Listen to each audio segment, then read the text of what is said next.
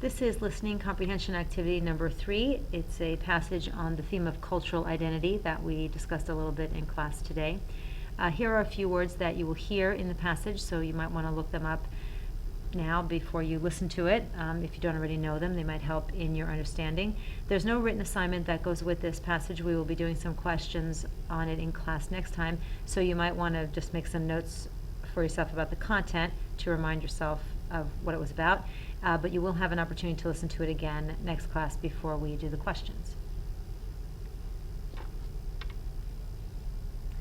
La France moderne est un pays qui comprise de 3 divisions. Avec une enquête sur l'Internet, on peut trouver des cartes des régions, une division complètement culturelle. Aussi, il existe des cartes politiques, des départements, et finalement des cartes pour des villes et villages. Ce sont les régions qui sont l'élément le plus français. Bien sûr, dans chaque pays, il existe des régions avec des plats spéciaux faits des produits de la région. Il y a des accents différents ou des passe-temps particuliers qui se dépendent de la géographie spécifique de la région. Mais en France, cette division culturelle est un peu plus sérieuse.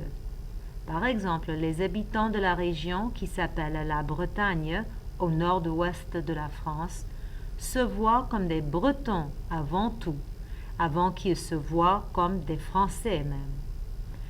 En contraste, on a les Basques. Qui sont-ils, vous demandez probablement? Vous ne reconnaissez pas le nom basque?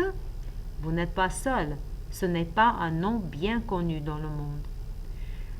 Les Basques sont un peuple qui trace leur origine au XVIe siècle dans la région des Pyrénées, sur la frontière entre l'Espagne et la France. Les Basques ont leurs propres coutumes, comme le sport de pelota, un type de baseball, et des compétitions agriculturelles comme le trontzéa, où les compétiteurs essaient de couper un arbre. Aussi, ils ont des bars où on ne boit que du cidre.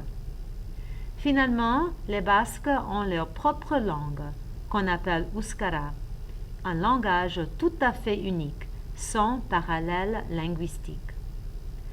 Donc, les Basques ont beaucoup d'éléments d'une vraie culture, des coutumes, des activités, des produits spécifiques, une langue. Néanmoins, on ne peut pas dire que ce peuple comprise un pays. D'abord, ils sont en diaspora, c'est-à-dire ils sont un groupe qui doit habiter dans les autres pays parce qu'ils n'ont pas de propre pays. Les Basques n'ont pas de gouvernement central qui peut protéger leur histoire ou leur culture.